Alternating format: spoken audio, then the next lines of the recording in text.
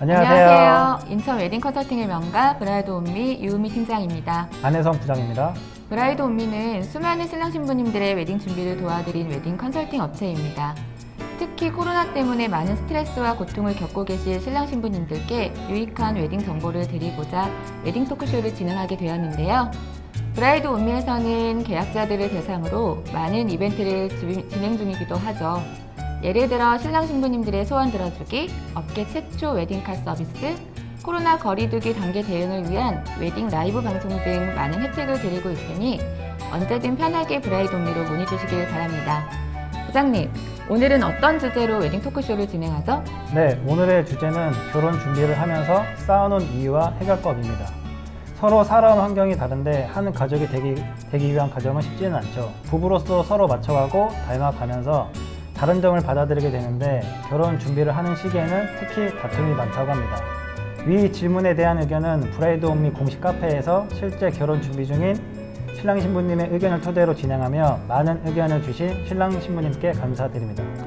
결혼 준비하며 가장 많이 싸우는 이유, 여러 신랑 신부님들이 주신 댓글을 토대로 하나씩 이유와 해결책을 찾아보도록 할게요. 양가 부모님의 다른 의견으로 신랑 신부님들까지 싸우게 된다.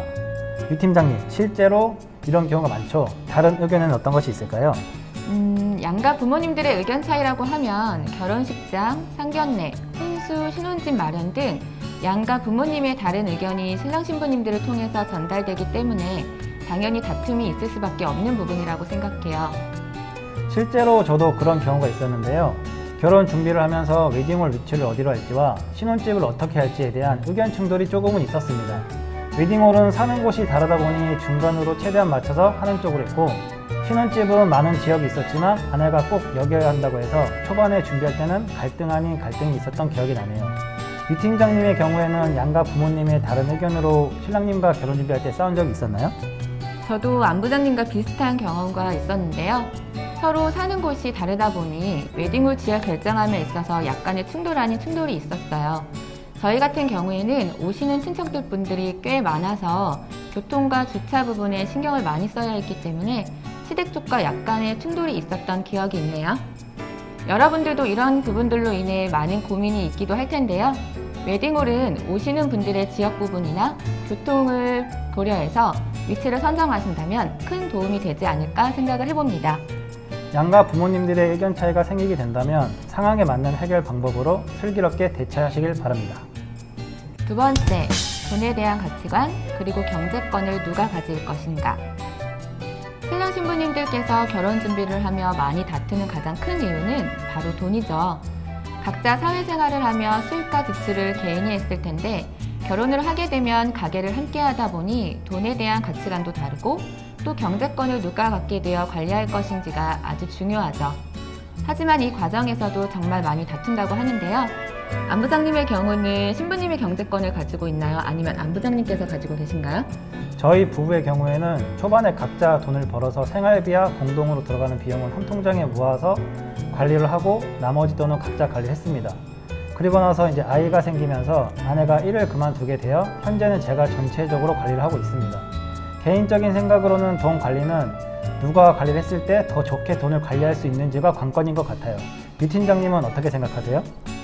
저 같은 경우는 각자 관리를 하다가 한 곳으로 관리를 하다 보니 의견 차이가 쉽지 않았는데요. 저희 부부의 경우는 제가 2년, 신랑이 2년 정도 관리를 해보았어요. 아무래도 신랑이 했었을 때에는 생활비에 대한 지출 비용이 이렇게 많이 들지 몰랐었던 것 같아요. 그러더니 나중엔 저보고 하라고 하더라고요. 아무래도 돈 관리는 누가 경제권을 갖는다기보다 세부적으로 꼼꼼히 관리할 수 있는 분이 하시는 게 옳다고 생각해요. 신랑 신부님들도 서로 잘 조율해서 잘 관리하신다면 더 윤택한 삶이 되시겠죠? 생활을 하며 부족하지 않는 선에서 합의점을 찾아보시는 게 좋은 방법이라고 생각합니다. 세 번째, 연애 때는 없었던 본 모습과 성격이 드러난다. 주변에서 많이 하는 말이죠. 연애 때와는 달라진 우리의 모습. 이건 신랑 신부님 모두에게 해당되는 이야기인 것 같아요. 반대로 그렇지 않은 경우도 있지만 연애 때는 알콩달콩하고 좋기만 하더라면 결혼 준비를 하면서 스트레스와 막막함으로 서로에게 보이지 않았던 모습을 보여주고 그로 인해서 상처받고 상처를 주면서 다투게 되는 것 같아요. 맞아요. 특히 신부님께도 많이 듣는 이야기인데요.